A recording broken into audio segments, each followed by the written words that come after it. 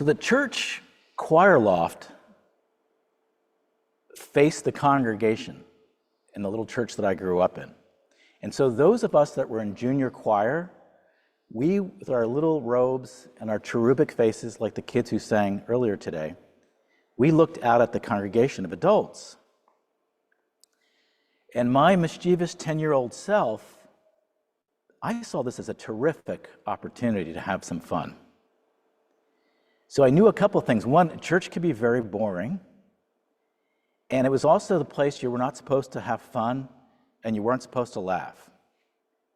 I also knew that if you can get people laughing, it can be quite contagious, and it's actually hard to stop. So I thought I'd seize the day and see what I could make of it. And I waited for the least solemn part of the service, which was the announcements. And the announcements in the church were endless. They went on and on and on and on. So what I did was I put down my head with my fellow choir members, and I started snorting, breathing really heavily through my nose, kind of like this. And I did it really quietly, and just so my fellow choir members could hear it. And like all good pranks, there were no fingerprints. If I could get others to laugh and keep a straight face, I win. So my fellow choir members couldn't resist the pull into laughter. And they tried putting their heads down, but once one of them started laughing, it was just contagious. And then there's always the person with that goofy laugh, and then there's the giggler, and then it was just out of control. So within about 5 minutes, the junior choir was giggling and laughing and staring out at the church, and their faces were as red as their parents who were looking back at them. So I, of course, joined with the parents, sitting up there, not laughing, with my look of disgust at the sacrilege of my fellow youth choir members. Now, after the service, the kids did try to pin me with the crime, but everybody could see I was calm and cool and collective. So, success. Keep life fun and interesting, create havoc, and don't get caught. Clearly, I was on the path to becoming a minister. So much of my early life was playing pranks. I love to laugh. I love to make others laugh. And whether it was my fantastic baby imitation, or speaking fake foreign languages to strangers at the mall, or having fun with substitute teachers, or talking to mannequins in the mall, my life was never boring. And during a fishing trip that I was on, I got to use little salmon eggs for bait, and they're bright, bright orange. And this became the source of so much fun, because what I would do is I would pretend like I was sneezing in public places and drop the salmon egg in public, to which people would become hysterical and scream. And I almost never got in trouble with these pranks and these jokes, but then there was that one time in junior high when I put, the teacher was out for the afternoon, and I pretended to be the teacher and put my feet up on the desk in the class and started imitating the teacher. And guess who walked in? The teacher. And this time, my fingerprints were all over it, and there was no escaping. But I didn't get caught the time I hung wires from the hallway ceiling at school and blocked off entire hallways with yellow tape, forcing major traffic jams. So when I forget about my reign of terror with pranks as a kid, my younger sister or someone from my childhood quickly reminds me. Recently, I was doing a major negotiation process with a large environmental group in the United States. And after months of facilitation, we had a breakthrough. The head of the program was so excited that she told her husband that night at home, and she used my full name in describing what had happened. To which he said, "That can't be Dickie Tafel, who lived on my street." And my client said, "You know him? Like, what was he like as a kid?" And he said, "Well, he organized these wars and battles in the woods, and what I'll never forget was the time he created a peace treaty for all the warring sides." And my client who was so impressed with me, said, well, that's what he did for us. He's just great, isn't he? He said, let me finish. Once he got all of us to agree to put our guns down, he pulled out his hidden guns and shot all of us and tied us up. She said, I wonder, this can't be the same boy. Well, yes, it was. I recently heard from another childhood friend who I played soccer. I was at a soccer camp, and he reminded me of the time, I don't know if my parents remember, that I called home telling my parents I was arrested for shoplifting, or the time that a friend of mine got a concussion in soccer, and it was really bad, and we took him to the doctor, took him to the hospital. But not missing the moment, I took him home, I took him to the wrong house. And I tried to convince him that this was his house, and that he had always lived there. And he was so confused. And I only stopped him when he began to approach the stranger's door. So I loved having fun and making fun. And if Tony were here today, who's worked with me, I have not outgrown it. I did pranks in the office where we worked together. But when I remember my childhood and the fun, I have a bit of nostalgia for the sheer joy of it. If I have a privilege in my life, we all have some privilege, mine was that I was raised by parents and brothers and sisters who loved to play. Early in the day, I would wrap my head in a scarf, put on white shoe polish on my cheekbones, and become an Indian who would not return until evening, making weapons and forts in the woods and planning adventures.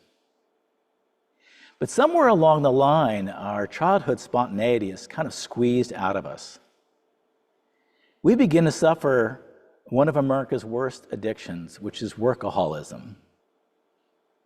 If you ask anybody in DC how they're doing, they will respond by saying, busy, and give you a very stressed out look.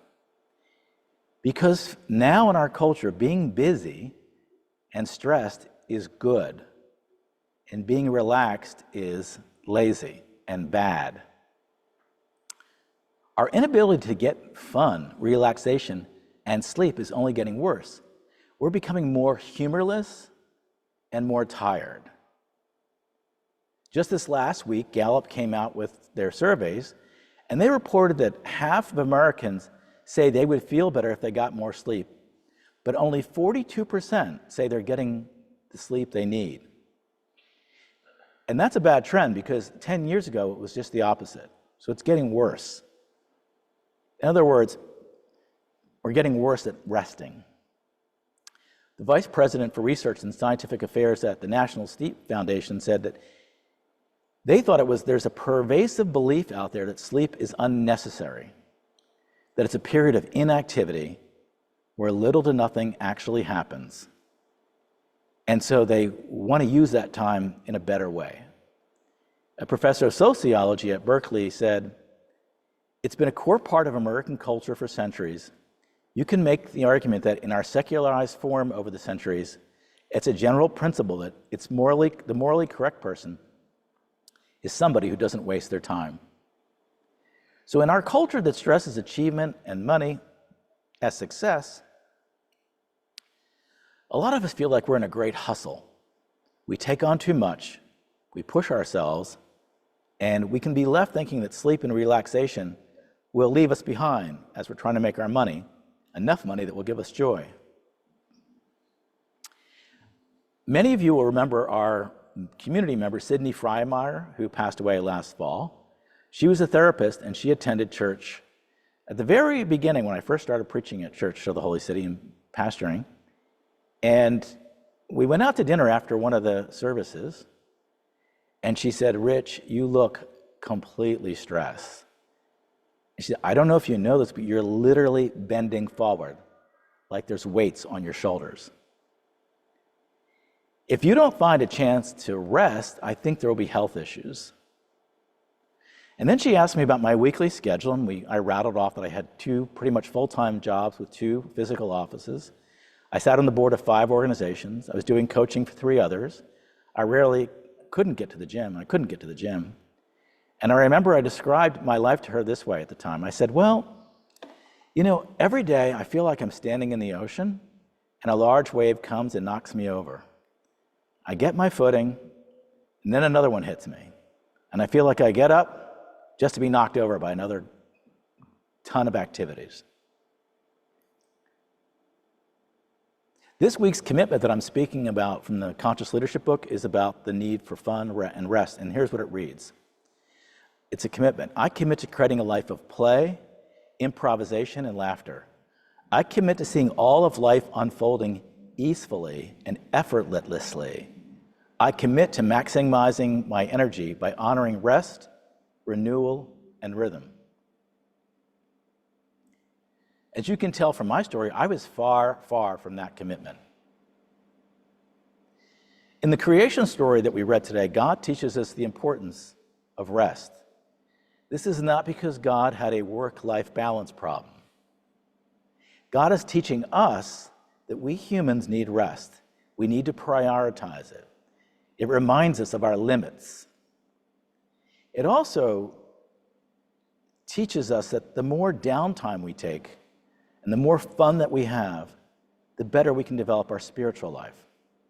Swedenborg makes that same connection between the physical rest and spiritual rest. We need both, and they feed each other. You want to sleep better at night, work on your spiritual life. Stop imagining you're in control and only you can do it, and recognize that you are in God's providence. If you want to have a better spiritual life, work on your sleep and fun. Know that the call to sleep is a reminder you're not in control. Your physical body has limits. You can't cheat this. The more downtime you take to meditate, think, and pray, the better your spiritual life will be. The more that we realize we can develop trust in God's providence, in God's flow, the more at peace we can be. When we're tired, anxious, and stressed out, we're at our worst. We make the worst decisions. We become vulnerable to the worst ideas. We marinate in our own anxiety, and we drift from God. And then we wonder why we got so stressed, and that wave smacks us down. If you've ever met a truly spiritual person, I don't know if you've had the chance to meet like a really spiritual person, their calmness is contagious. They are lighthearted and fun. That should be our goal. So the question that I'm sure Katerina is asking as I speak is, so what are the practical steps that we can do to align ourselves to this? Recently, I had a really cool insight from a spiritual advisor, and he told me about something called the 888 rule. I had never heard of it before. And he learned about it from a group of monks. And this is a practice I encourage you to give a try. You separate your life into 3 parts. You allot 8 hours toward work, 8 hours toward sleep, and 8 hours toward meditation, fun, prayer, and even mindless activities. As I started this practice myself, I came up with a couple surprises. I think of myself as always working, but I found when I really looked at my real work time, I didn't go over 8. I usually hit 6. That was really productive. And what I found was that when I overworked, I also started going down rabbit holes on the internet, spending time on social media, and procrastinating. And the procrastinating ate up my 8 hours. So the 888 rule helped me focus more on the quality of my 8 hours of work. And then I looked it up to see how other people were doing at it, and I found the average worker claims they have only 3 hours of productive work each day. The rest is for show. So that's for work. How about sleep? I know many of our members and many of my clients through the years find this really almost impossible. So for me, I'm blessed because I've always been able to get sleep, and 8 hours is a requirement. And I really won't let anything get in the way. If I have to, if I'm forced to because of travel or something like that, I tell myself I'll make it up to myself very quickly. I don't drink caffeine after breakfast. I pretty much stopped drinking altogether. Have a dark bedroom with an air filter that blocks out the constant noise of DC. And I notice when I'm in West Virginia, I sleep even deeper because of the lack of noise. So environment plays a big role. Also, getting yourself comfortable sheets, comfortable bedclothes can make a big difference too. Planning on waking up and going to sleep the same time every day, and try waking up without alarms. So number 2 is investing in 8 hours of sleep. So the third 8 is the hardest, I think, for me. So that kid who was always having so much fun that I told you at the beginning, whatever happened to him? But getting caught up in work and can be challenging. So I've shifted, and the area I've shifted is to focus on my working out and physical life. And I wanted to lose some weight because I had gained a lot of weight during the pandemic. So I started going to the gym, which I had always made an excuse not to. And I got a trainer, which was worth every penny. And I spoke to a nutritionist who helped me with my diet. And I think we could all take lessons from Malcolm, who tracks his exercise walk daily. And I really believe that Malcolm's health is in no small part to his daily routine of walking every day. And we know that to the degree that we get movement in our daily life, we can mitigate a lot of illnesses.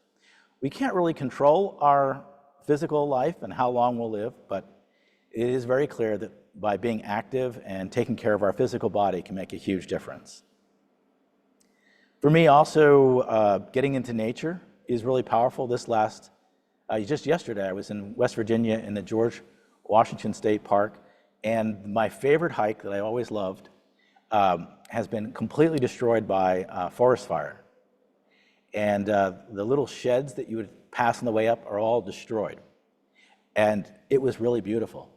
It was very odd, very beautiful. I took a lot of pictures, but there was something and there was nature, and there was birds, and it was really something very grounding about nature. Another thing to do is invest in your friend network. Call the people that you've lost touch with, and set up a meal if you can with somebody. Read a book, develop your mind, and praying more and meditating more. I would say those are probably the most strategic things you can do. It seems like you're stopping, but you're actually regenerating your mind and your spirit for what's next, and that new brilliant idea will come through. One warning I would say, at least in my life, the world that we're living in now does not give us the time off we need. We have to demand it and fight for it. And we have to also learn to say no. So whatever happened to that snorting kid in the youth church choir, well, here we are. And I really enjoy the way we hold our Church of the Holy City community very lightly. I think we hold it lightly, we have fun. I have a board of directors now who tells me to take time off, which has never happened before in my life. And it's fun when we're camming or we're in person, and I tell people who say they can't make it next week that, I can't get them into heaven. And I see the visitors sort of like, what the heck? And that's fun too. And I have to say, Roxanne, the potato chip crisis of Nova Scotia has had us on the edge of our seats every week. Now, a few weeks back, I made a joke that the Good Friday service was so popular because I didn't preach. And then a number of people had to write to me to bolster my ego and say, hey, I really like your sermons. I hope you don't take the wrong message. And I had to write back, I'm just kidding. It was a joke. So let's find some time this week to kid, to joke, to sleep, and maybe do something that's absolutely meaningless. And if all else fails, try snorting through your nose next time you're bored and watch what happens. Amen.